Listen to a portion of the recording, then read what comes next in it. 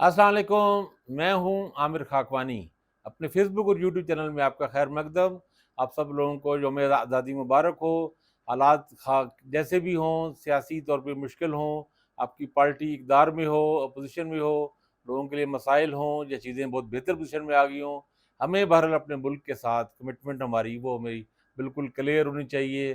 یوم آزادی پہ ہمیں سیلیبریٹ کرنا چاہیے، آج لوگوں نے کیا بھی ہے۔ اور چونکہ حالات تبدیل ہو جاتے ہیں، سیاست بدلتی ہے، چیزیں بہتر ہو جاتی ہیں، تو ملک بہر ملک ہے اور اس کی آزادی ہمارے لیے بہت ہی اہم ہے۔ تین چار خبریں ہیں، اچھی بھی ہیں بری بھی ہیں۔ پی ٹی آئی کے نقطہ نظر سے ایک بری خبر یہ ہے کہ عمران خان کے بھانجے بیرسٹر احسان نیازی وہ اریسٹ ہو گئے ہیں، ایبٹ آباد سے ان کو پکڑا گیا ہے۔ کافی دنوں سے وہ ان کی مطلوب تھے، اور وہ بیسیکلی 9 مئی کے والے سے میرے خیال ہے اب جو ملٹری ٹرائل، جو شاید ملٹری کورٹ میں جن لوگوں پہ ٹرائل چلے شاید وہ اس میں شامل ہوں۔ اور مجھے تو اس کا ایک لحاظ سے دکھ تو ہوا ہے۔ ہمارے بہت ہی محترم حفیظ اللہ نیازی، ان کے والد جو ہیں آسام کے، ان کا میں نے ٹویٹ دیکھا اور انہوں نے کہا کہ یہ ان کو اریسٹ کر لیا گیا ہے آسام کو، اور لیکن یہ نیازی صاحب نے بالکل ٹھیک ایک بات لکھی کہ قانون سے امید ہے کہ قانون سے تجاوز نہیں کیا جائے گا، تو ایسا ہی ہونا چاہیے۔ اس کا افسوس ہے نیازی صاحب کو، اس کا ظاہر دکھ پہنچا ہوگا۔ آسام نیازی ایک جوشیلے اور جذباتی نوجوان ہیں، ان کے پاس ٹیلنٹ اور صلاحیتیں تو ہیں، بیرسٹر ہیں، باہر سے پڑھ کے آئے ہیں، لیکن جذباتیت کافی ڈومینیٹ کر چکی ہے ان پہ، اور وہ ایک اسٹوڈنٹ لیڈر کے جیسا طرز عمل تھا، اس سے گریز کرنا چاہیے۔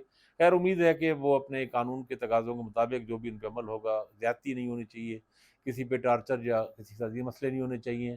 لندن سے خبر آئی ہے، آج کافی لوگوں نے ویلاگ بھی کیا۔ مسلم لیگ نون کی رہنما ہے حنا پرویز بٹ، کافی پرجوش ہیں، ٹویٹر پہ بہت ایکٹیو ہوتی ہیں، اور سچی بات تو یہ ہے کہ ان میں ایک خاص ڈھنگ اور ان کا ہنر ہے ان کے پاس، خوشامد اور چاپلوسی کا، اور جس قدر وہ زور شور کے ساتھ شریف خاندان کی چاپلوسی اور خوشامد کرتی ہیں، اس میں اردو میں ایک لفظ استعمال کرتے ہیں کہ ید طولہ رکھتی ہیں اس میں، یعنی غیر معمولی مہارت۔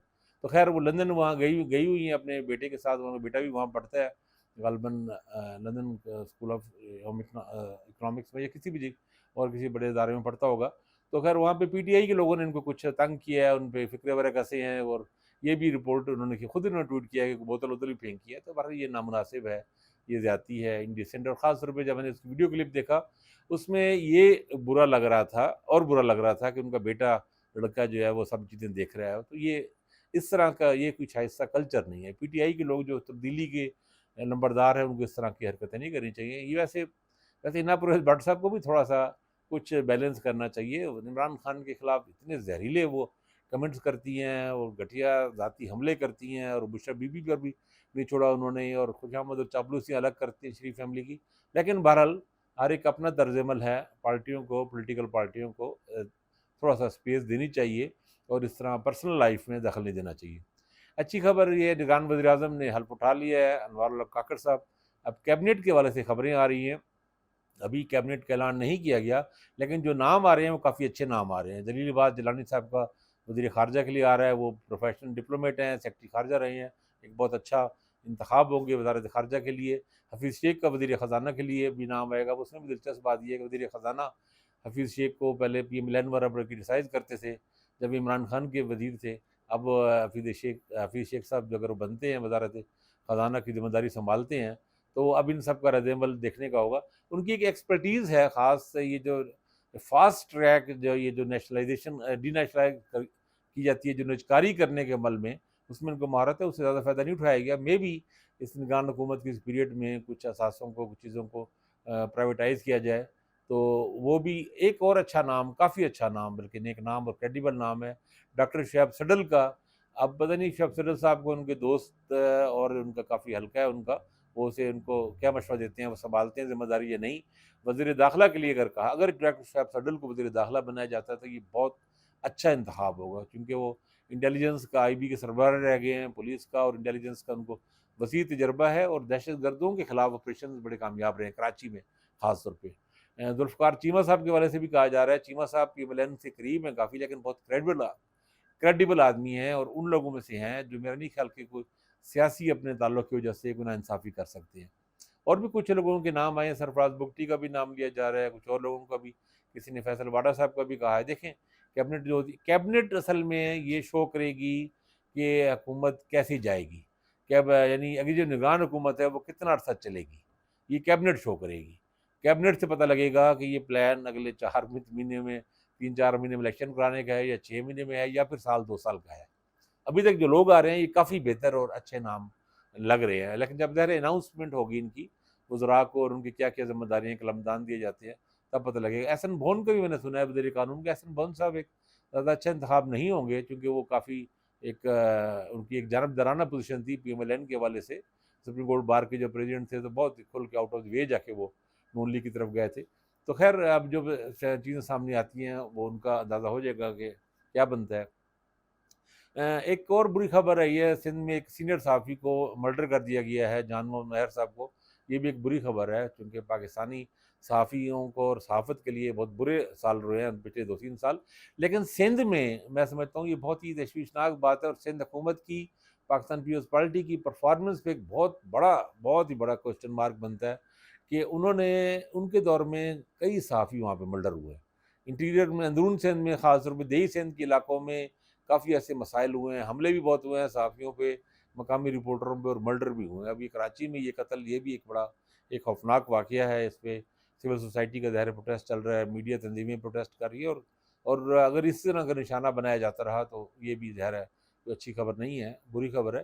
سیاست کے حوالے سے ابھی یہ بھی اب دیکھیں انوار کاکڑ صاحب قوم سے خطاب کرتے ہیں یا نہیں کرتے، آج یا کل میں بھی، یا ان کی طرف سے کوئی گائیڈ لائن سامنے آئے، یہ دیکھنا ہوگا۔ اہم بات یہ ہے کہ عمران خان کے لیے اور پاکستان تحریک انصاف کے لیے کتنی ایک سپیس ملتی ہے، یا ان کو سپیس ملتی بھی ہے یا نہیں ملتی۔ ان کے لیے پاکستان شکنجہ کارکنوں کے لیے پھر وہ شکنجہ تنگ رہے گا۔ پرویز الہی صاحب، چودھری پرویز الہی صاحب کو بھی دوبارہ اریسٹ کر لیا گیا، ان کے مسائل چل رہے ہیں۔ یہ خبریں بھی آ رہی ہیں کہ شاید اب وہ مجبور ہو جائیں جو ایک خاص قسم کی پریس کانفرنس کرنے پر، یا ابھی تک وہ ڈٹے ہوئے ہیں، پر ابھی تک تو وہ ڈٹے ہوئے ہیں۔ اور یہ ایک خبر سواز سے ایک رپورٹر نے مراد سعید کے بارے میں بھی خبر دی ہے کہ کچھ دن پہلے ان کو اریسٹ کر لیا گیا 2 ہفتوں سے۔ اب دیکھیں اس کی بھی کیا، ابھی تک ظاہر یہ کنفرم نہیں ہوئی یہ بات۔ ایک انٹرسٹنگ خبر آج میں نے سنی ہے، بات سنی، ہمارے بہت ہی معروف اینکر ہیں، کالمسٹ ہیں، سینئر صحافی ہیں، جاوید چودھری صاحب، انہوں نے ایک پروگرام میں کہا کہ انوار کاکڑ صاحب کے پرائم منسٹر بننے پہ اصل میں اختر مینگل صاحب نے اپنی ریزائنمنٹ شو کی، خط بھی انہوں نے نواز شریف صاحب کا نام لکھا ہے۔ تو انہوں نے اس کی وجہ چودھری صاحب نے یہ بیان فرمائی کہ مینگلوں اور کاکڑوں میں، یعنی مینگل قبیلے میں اور کاکڑ قبیلے میں پرانے اختلافات ہیں تو ہمیشہ ایک دوسرے کے خلاف جاتے ہیں۔ اب یہ بات ایسی ہے جس کو بلوچستان کے لوگ، جسے میں نے پوچھا وہاں پہ بات میں، خیر پہلے اندازہ تھا کہ یہ بات ایسی نہیں ہے، بالکل ہی غلط ہے، جس سے بات ہوئی لوگ اس پہ ہنستے اور مسکراتے ہوئے پائے گئے وہاں کے صحافی۔ مینگل جو ہیں وہ بلوچ ہیں، بروئی، ان کا پوری پولیٹکس سے الگ ہے، خضدار میں بڈ کے رہنے والے ہیں، اور یہ کاکڑ جو ہیں یہ کوئٹہ میں ہیں، اور ان کے یوب اور سارا یہ ایک بیلٹ، پشتون بیلٹ میں ہے، اور کاکڑوں اور ان کا کوئی لینا دینا آپس میں ہے ہی نہیں۔ کاکڑ کی قبیلے کی اچکزئیوں کے ساتھ، وہ چونکہ پشتون ہیں، وہی علاقے ہیں، ہمسائے ہیں، ساتھ ہی علاقے ہیں۔ محمود اچکزئی صاحب جو پرومیننٹ لیڈر ہیں اچکزئیوں کے اور پشتونخوا ملی عوامی پارٹی کے، ان کے ساتھ ان کے مسائل رہتے ہیں سیاسی طور پہ۔ لیکن یہ ہے کہ چونکہ یہ انوار کاکڑ صاحب جو پرائم منسٹر نگران بنے ہیں، ان کا یہ پرو فیڈریشن رہے ہیں، پرو پاکستان رہے ہیں، تو جو علیحدگی پسند لیڈر ہیں، علیحدگی پسند رہنما ہیں، بروچ لیڈر، ان کے ساتھ کوئی زیادہ ان کی زہر ہے، ان کے مخالف بھی اسٹینڈ لیا، لیکن ایسا نہیں ہے۔ اور یہ غلط بات ہے کہ مینگلوں اور کاکڑوں کے پرانے مسائل ہیں، مینگلوں کے اصل مسائل زہریوں کے ساتھ ہیں، ثناء اللہ زہری کے ساتھ اختر مینگل کے پرانے مسائل ہیں۔ اور یہ نہیں بلکہ ان کے والد عطاء اللہ مینگل کے بھی، ثناء اللہ زہری کے والد جب دودہ خان زرکزئی تھے جو چیف آف جالاوان تھے، تو وہ ان کے ساتھ ان کے مسائل ہیں، اور وہ چونکہ علاقہ بھی ان کے ساتھ ملتے ہیں، اور قبائلی دشمنیاں بھی ہیں، جانیں بھی جا چکی ہیں۔ تو بہرحال یہ کہ ڈس انفارمیشن تھی، میں نے کہا یہ بھی آپ کو تصحیح کر دوں۔ سول ایوارڈز بھی آئے ہیں، لیکن اس میں سوچ رہا ہوں سول ایوارڈز آج 14 اگست کو اناؤنس ہوتے ہیں، تو وہ 23 مارچ کو ان کو اگلے سال ملیں گے۔ کافی سارے لوگ ہیں اس میں الگ سے میں بھی لاگ کروں گا۔ اپنا خیال رکھیے گا، اللہ حافظ۔